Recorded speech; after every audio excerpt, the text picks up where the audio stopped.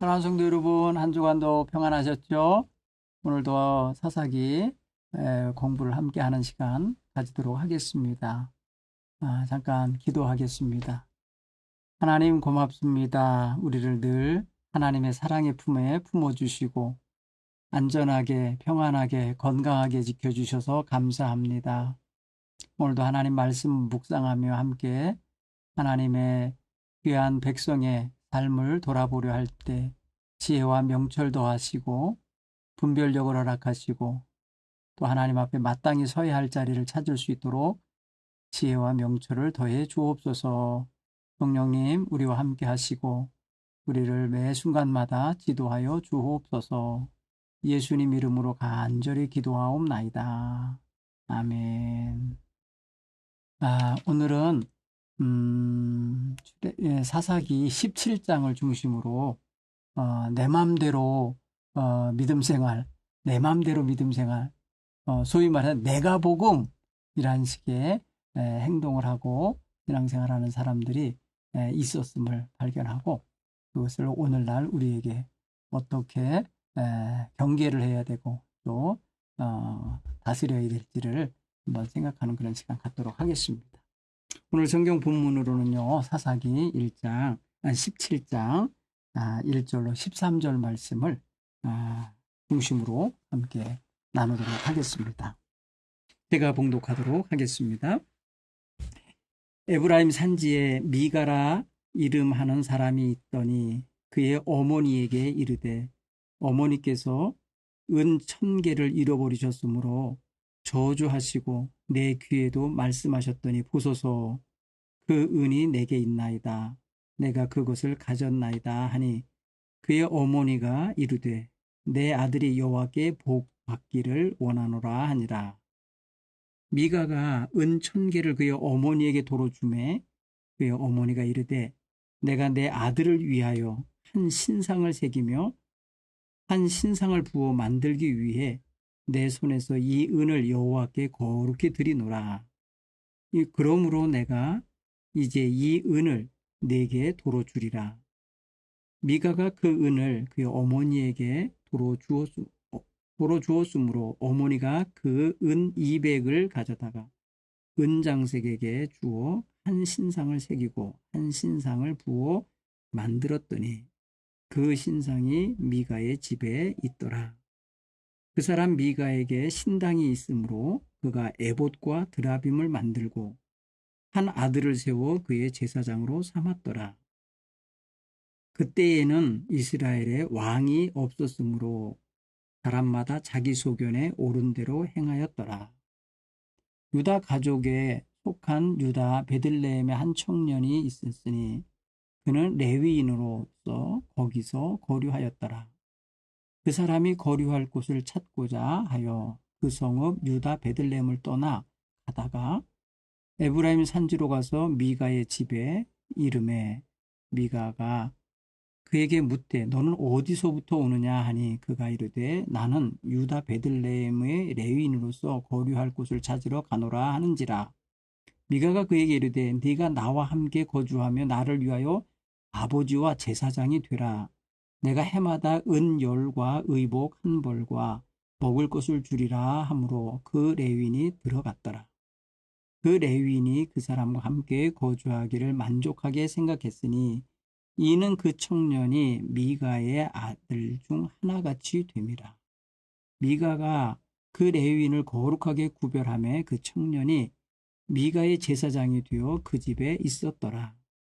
이에 미가가 이르되 레위인이 내 제사장이 되었으니 이제 여호와께서 내게 복 주실 줄을 아노라 하니라. 아멘. 우리가 지난주에 삼손의 이야기를 함께 공부했었지 않습니까?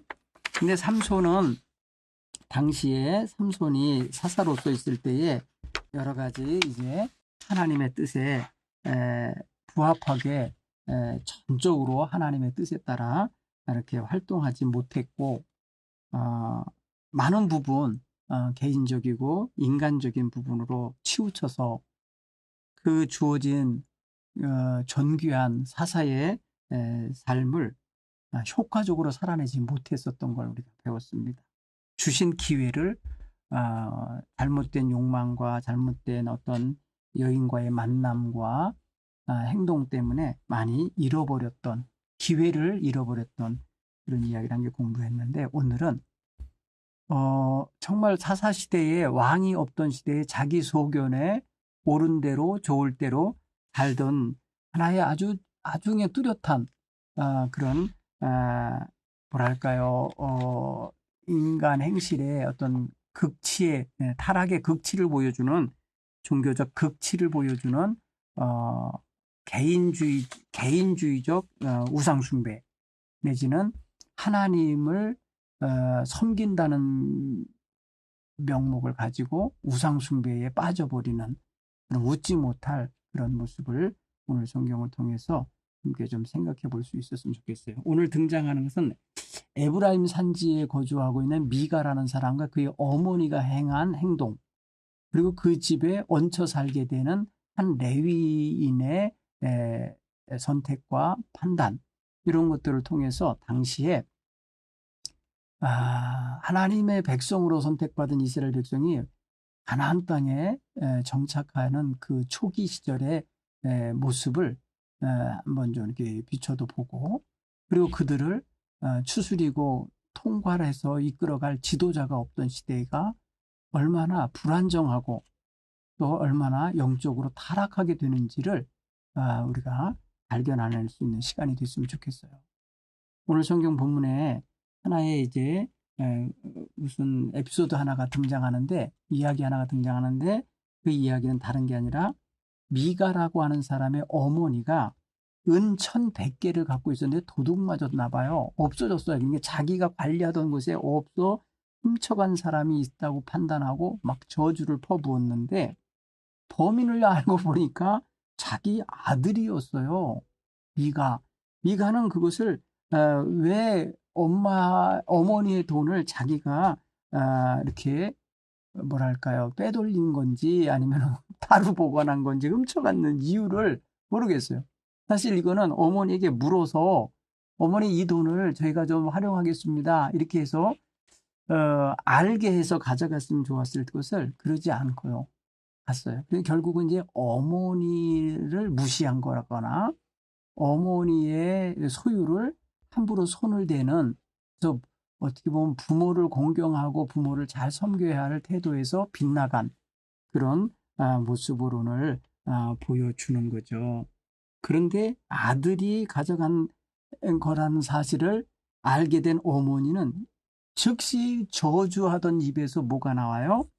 자기 아들이 복을 받았으면 좋겠다 하고 축복하는 장면으로 바뀌어요. 그렇죠?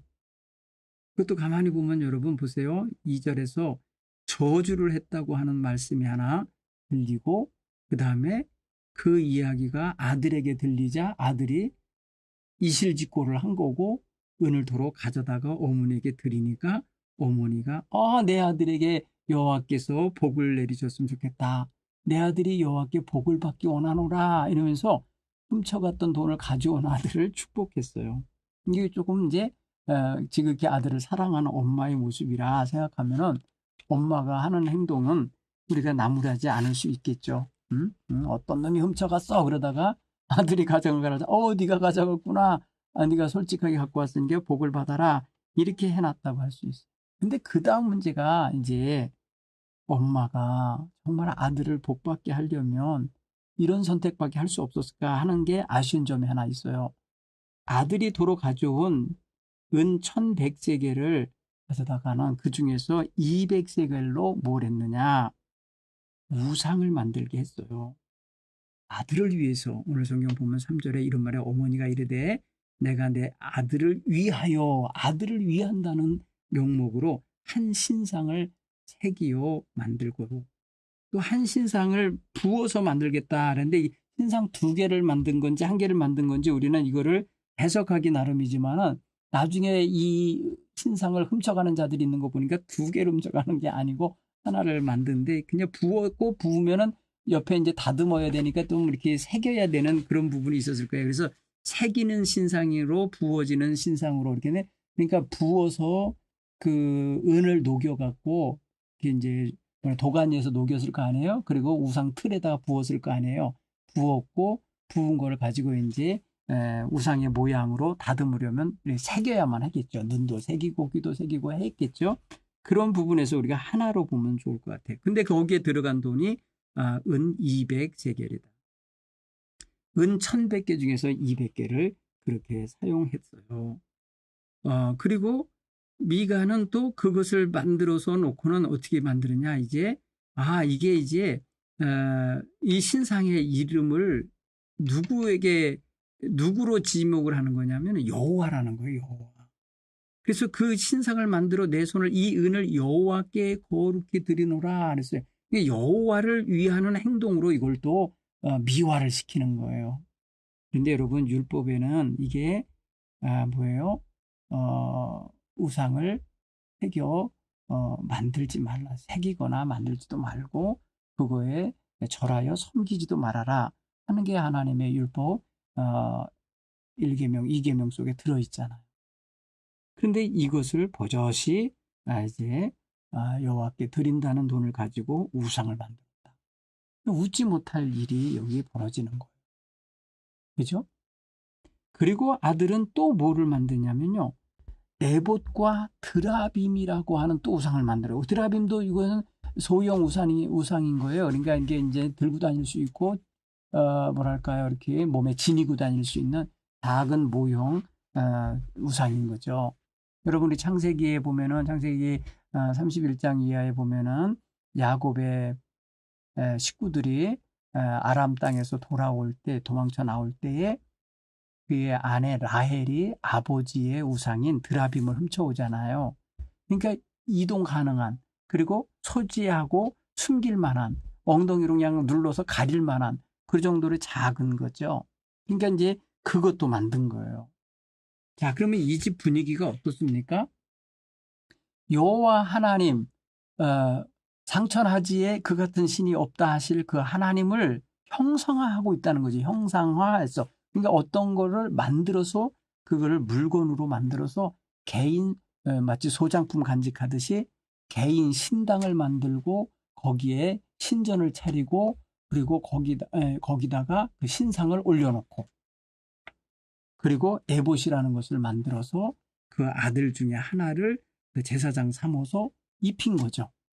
자, 보면 모든 게 다 뭐예요? 하나님의 말씀에 어긋나는 불법이죠, 다. 하나님의 말씀과는 정면으로 위배되는 그러한 일들을 한 거예요.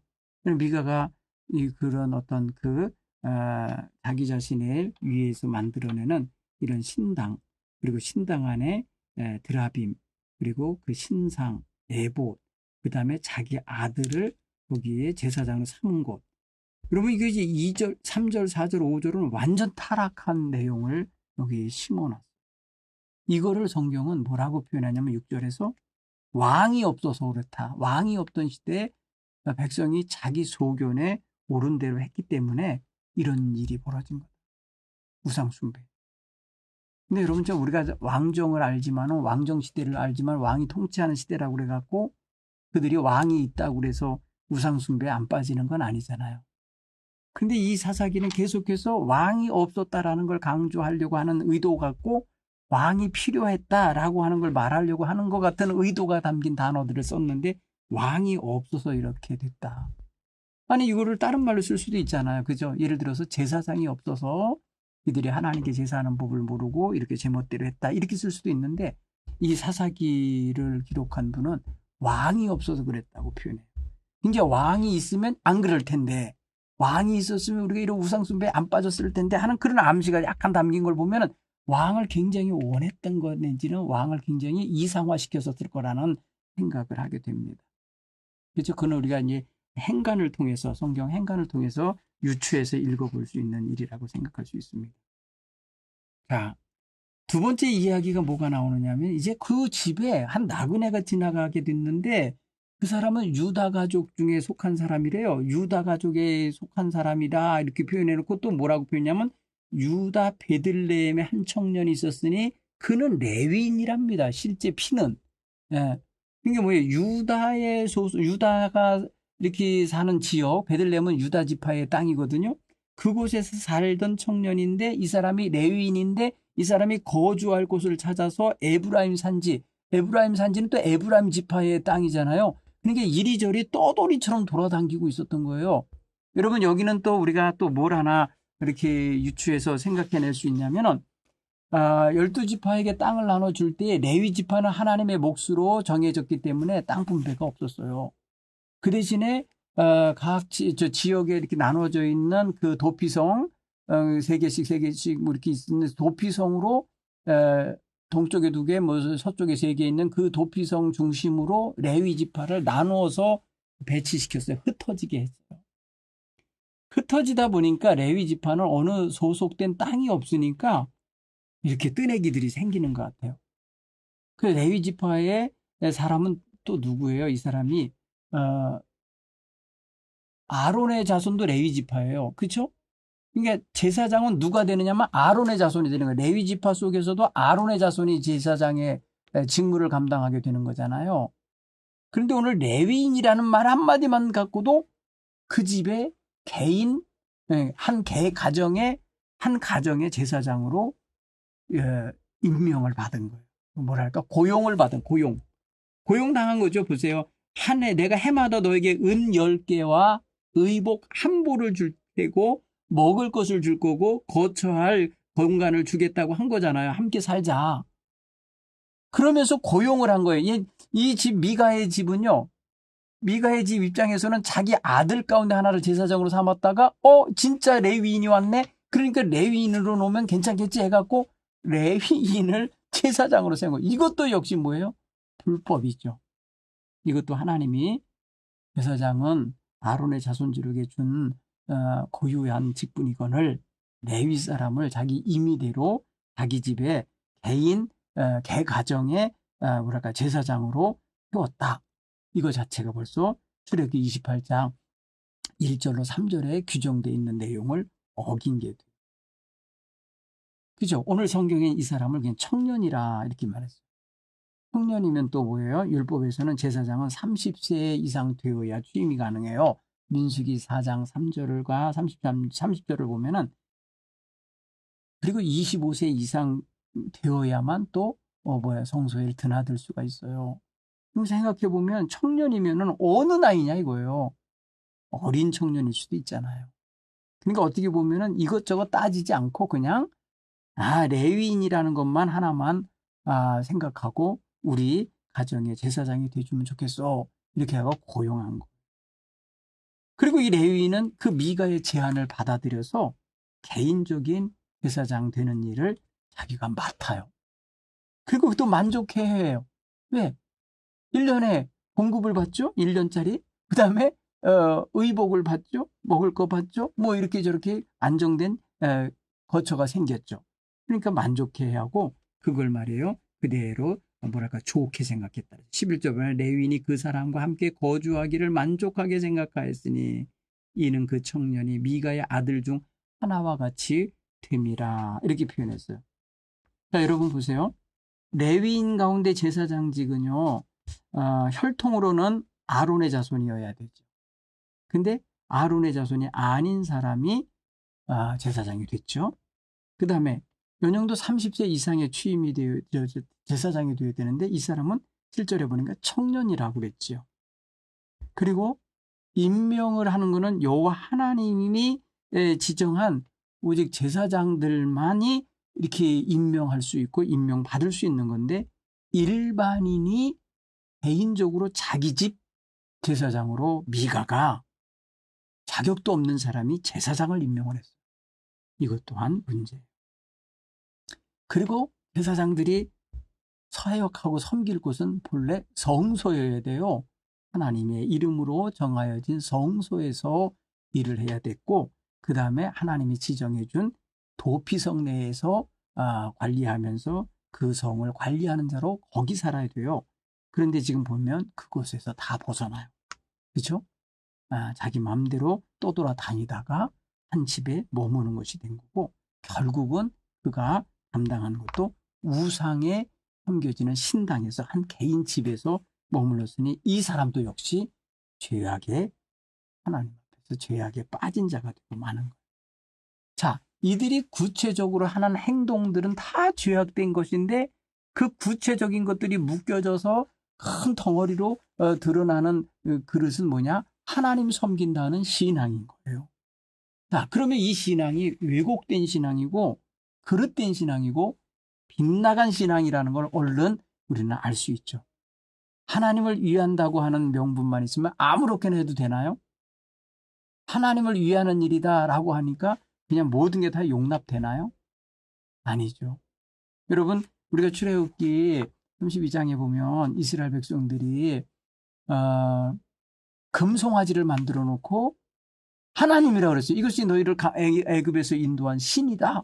이게 하나님이다. 이렇게 하면서 그들이 떠받들 때 얼마나 모세가 진노했습니까? 하나님께서도 다 진멸하고 싶으셨고 목이 뻣뻣한 백성이라고 다 버리고 싶어 하실 정도였다고요. 그걸 생각해 보면 하나님을 위한다고 하면서 만들어 놓은 그 눈에 보이는 형상, 곧 우상의 형상을 하나님은 용납하지 않은 거예요. 오늘 여기서 저들이 만든 드라빔의 모습은 사람의 모습인지 짐승의 모습인지 정확하게 구분 안 되지만은 이게 은으로 만들어낸 어떤 우리식으로 말하면 인형 같은 그런 어떤 형태로, 그리고 우리나라 그 불교에서 말하는 부처의 형상으로 이런 식으로 했다면 완전히 우상이죠. 자, 여러분, 우리가 하나님 앞에 하나님 이름 부르면서 명분 세웠다고 해서 다 하나님이 원하는 건 아니다. 이거를 우리가 좀 생각해 볼 필요가 있습니다. 자, 오늘 이 말씀 짧지만 한번 우리 삶에 적용을 해보기 바랍니다. 미가는 10계명 중에 부모를 잘 섬기고 부모의 뜻을 어기지 말아야 되고 부모를 공경해야 되는 것 속에서 몇 가지를 좀 어겼다는 게 있는데, 첫째는 어머니의 돈에 함부로 손을 댔다. 그죠? 그거는 어머니에게 묻지 않고 어머니의 의견을 받지 않은 채로 행동한 것이기 때문에 어떻게 보면 굉장히 책망받아야 할 일이다라는 거예요. 자, 오늘 우리는 부모님의 주머니에서 돈을 꺼내다 쓴 기억이 있으신지 한번 보십시오. 우리가 그럴 수 있죠. 어려서 돈이 필요한데 가진 돈은 없고 그럴 수 있고, 그 다음에 거짓말을 해서 학용품 사겠다 그러고 돈 받아다가 맛있는 거 사 먹었을 수도 있죠. 그리고 부모님 모르게 어떤 부모님의 뜻에 어긋나는 식으로 해서 물질을 가서 소모해 버린 경험도 있을 수 있을 텐데, 여러분 부모님들은 그럴 때 어떻게 여러분을 용납해 주셨는가 한번 보시고요. 만약에 여러분의 자녀가 지금 그와 같이 행동한다 할 때에 어떻게 할까? 옳고 그름을 분별해 줄 건가? 무조건 내 자식이니까 수용해 줄 건가? 그냥 이러니 저러니 해서 용납하고 눈 감아주고 넘어갈 건가? 우리 그런 부분도 한번 생각해 보세요. 여러분, 우리 자녀들을 바르게 길러내고 싶으실 겁니다. 그리고 우리 자손이 정직하게 부모를 공경하면서 사는 그런 자녀가 되기를 원할 텐데, 그 모든 것들, 여기서는 하나의 어떤 물건을 훔치고 도로 갖다 드리고 하는 이런 걸로 다 얘기 나왔지만, 오늘날 우리는 그것 말고도 자녀 교육의 영역에는 다양한 교육거리가 있으니까 한번 우리 자녀를 사랑한다는 마음, 자녀가 복을 받기 원한다는 마음이 있으면 어떻게 하는 게 정말 좋은 건지 한번 좀 돌아보시기 바랍니다. 두 번째로 우리가 미가와 그의 어머니가 지은 죄를 한번 생각해 보면 뭔가 있나요? 그들은 하나님을 경외한다는 명분하에 하나님이 하지 말라고 하는 우상을 만들어 섬기는 일을 했다. 그것 하나님께 묻고 한 것도 아니고 누구한테 조언을 듣고 한 게 아니라 자기의 소견에 좋을 대로 행동한 거다. 오늘 우리는 여기서요, 우리 부모들이나 우리 신앙인들이 나 좋을 대로, 내가 좋으면 하나님도 좋아하실 거다, 아니면 내가 좋아하는 방법으로 하면 하나님도 좋아할 거다, 이렇게 단순 논리로 생각하여서 하나님 섬기는 일을 행하면 안 되겠다. 정말 우리는 이러니 저러니 해도 우리는 하나님 말씀에 근거하여, 그리고 예수 그리스도의 가르침에 근거하여, 그리고 사도들의 가르침에 근거하여, 교회의 역사와 전통에 근거하여 그렇게 신앙생활을 해야 되고요. 그래서 바람직한 그리스도인의 모습을 가지며 살아가야 되리라 믿습니다. 무엇이 옳은지, 어떻게 사는 것이 바른지 우리는 성경을 통해서도 알 수 있어요. 하나님 말씀으로. 예수님의 삶을 통해서도 배울 수 있어요.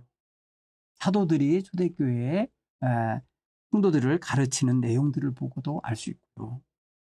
지금까지 교회 역사에 흐르는 많은 전통과 그리고 교부들의 가르침이나 많은 전도자들과 설교자들이 가르친 아주 중요한 기독교 정신에 가득한 그런 가르침을 우리 부모들이 먼저 잘 가지고 있어서 부모가 죄에 빠지지 않고 바른 길을 걸으면서 자녀들도 그 길로 오라고 이끌어야 될 줄 믿습니다. 그런데 그러지 아니하고 부모가 타락하고 부모가 빗나가면서 자녀들을 바른 길로 인도하기란 적지 않은 힘이 없습니다. 그리고 이미 빗나간 자식을 부모가 자녀들을 제자리로 돌이켜내기도 쉽진 않습니다. 그렇기 때문에 애초에 어려서부터 또 자녀들을 양육하는 단계에서부터 우리는 바른 길, 선한 길, 그리고 하나님이 복 주실 수 있는 거룩한 길로 인도해 가야 될 줄 믿습니다. 자, 지금 하나님께서는 우리가 지금 행하는 행동들, 처하는 처신들을 통해서 하나님께서 뭘 원하실까? 우리가 행하는 현재 한 것에 인해서 하나님께서는 뭘 원하실까? 한번 생각해 볼까요? 미가는 우상 숭배를 했어요. 그리고 복받기 위해서 제사장을 고용했어요. 아직 의도는 다 선한 것 같고 좋은 것 같아요. 근데 그게 하나님을 위한 걸까 정말? 네, 우리가 행한 것이 전부 하나님을 위한 거면 좋겠어요. 그런데 그렇지 않고 내 욕망과 내 의지와 내 만족을 위하여 행동하면서 그게 마치 하나님인 것처럼 이렇게 꾸민다든지 만든다든지 뭐 이러는 거 사실은 바람직한 게 아니에요. 그러면서 하나님이 복 주시기를 원하고 문제 해결해 주시기 원하고 그다음에 모든 일에 뒤를 잘 좀 추스려 주시길 원한다. 그러면은 조금 우리가 굉장히 우리 중심의 신앙생활을 하는 거다. 여러분 우리는 하나님을 잘 섬기는 백성이다. 그러면은 하나님 위주의 신앙생활을 하는 거예요. 하나님 중심 신앙생활. 나 중심이 아니라 하나님 중심 생활을 하는 거예요. 그래서 우리가 비가 오나 눈이 오나 심겨오나 어떠나 해도 하나님께 예배하러 나오는 것은요. 나를 위한 거면 집에 누워 있어야 되고 나의 바쁜 것을 위해서라면 주일도 빼먹고 뭐 안 대로 다니는 것을 더 수월하게 여기겠지만 우리가 하나님 중심으로 살기 때문에 하나님께 예배를 우선하고 하나님께 헌신을 우선하고 하나님께 봉헌하는 걸 우선하며 사는 게 아니냐 이거죠. 그죠? 자, 여러분 보통 우상 숭배의 그 근본 목적은 뭐냐면 나 복 받고 싶어요. 나 복 얻고 싶어요. 나는 복 받을래요. 이런 어떤 복에 대한 염원이 강한 거예요. 그래서 복을 받고 싶으면 정말 어떤 자세여야 되나 우리는 하박국 선지자가 가르쳐주는 게 있는데 비록 무화과 나무의 열매 무성하지 못해서 열매도 없고 포도나무 열매 없고 감람나무 수출이 없고 밭에 식물이 없고 우리 간에 양이 없고 외양간에 소가 없어도 나는 여호와로 인하여 즐거워하고 나의 구원의 하나님으로 인하여 기뻐하겠다. 이런 고백을 하박국 3장 17절 18절 얘기를 하는데 정말 이 정도의 신앙 자세로 가지고 지금 하나님 기쁘시게 하려고 하는 건가? 나조차고 우상 숭배하듯이 신앙생활을 하는 건가 한번 돌아볼 일이라 봅니다. 여기에는 우리의 기도 생활, 기타 하나님 앞에 우리가 표현하는 그런 여러 가지 신앙 활동들을 통해서 점검이 될 것 같습니다. 여러분이 교회에서 봉사하는 거나 하나님께 헌물을 드리거나 여러분들이 시간을 내어서 주일 성수를 하거나 새벽 기도회로부터 모든 예배에 열심으로 참석하고 소그룹 활동, 속회 활동 같은 거 잘한다고 할 때 이 모든 게 하나님이 기뻐하시고 하나님이 영화로워지시려고 하는 그런 모든 것의 목적이 모아진다면 선한 것이지만 이것이 나 중심이 돼서 내가 기복의 행위로서 내가 어떤 만족하기 위하여 하는 행동이면 조금 다시 한번 좀 생각해 볼 일이다 이렇게 생각이 되십니다. 자, 오늘 우리가 짧게 이제 이 미가가 자기 임의대로 우상을 만들고 또 에봇을 만들고 신당을 차리고 또 제사장을 고용하고 하는 이런 모든 과정이 마치 자기가 복을 받을 수 있는 기본 조건을 갖춘 거라고 하는 착각을 하잖아요. 그죠? 13절에 보면 이렇게 말해요. 미가가 이르되 레위인이 내 제사장이 되었으니 이제 여호와께서 내게 복 주실 줄 아노라. 착각이죠. 어떻습니까, 여러분? 내 멋대로 하면서 그게 하나님이 복 주실 거라고 이렇게 생각한다면 그거는 조금 감각이 떨어지는 거예요. 영적 감각이. 오늘 우리는 하나님이 원하시는 대로, 하나님이 기뻐하시는 대로 신앙생활을 할 줄 알고 특별히 하나님 말씀이 가르치는 그 가르침을 따라서 신앙생활하는 것이 너무너무 중요합니다. 지금 여러분 우리가 함께 좀 생각해야 될 게 우리 한국 기독교회가 신앙적으로 하나님 보시기에 바르고 온전한가 물어봐야 되는데 그렇지 못합니다 라고 말하는 부분도 많이 있어요. 왜냐하면 거기에는 기독교인이라고 하는 성도들이 많이 그 말씀에 준하여 살아내지 못하는 신앙과 생활이 일치되지 못하는 그런 모습들이 많아요. 말은 많이 말에 선한 말하고 막 하는데 실제 생활은 그렇지 못한 경우가 그럴 거예요. 그런가 하면은 평신도 지도자일 뿐 아니라 교회 지도자인 목회자들도 적잖이 아니 타락하고 있는 걸 알 수 있어요. 오늘 미가의 집안이 타락했다 그러면 안에 한 제사장 집안에 있는 청년도 타락한 거 아닙니까? 레위 집안의 청년도 말이에요. 그렇다고 보면은 다 타락한 거죠. 결국은 당시에 하나님의 백성인 이스라엘 자손이 어떻게 보면 갈 바 모른 채 당하고 있었다는 걸 알 수 있어요. 오늘 우리가 하나님 앞에서 바른 믿음을 가지려면 어찌해야 되나? 하나님 말씀에 중심하여 교회를 중심하여 목회자를 중심하여 신앙생활을 차분하게 할 줄 아는 이런 건강한 지혜의 자세가 있어야 되리라 믿습니다.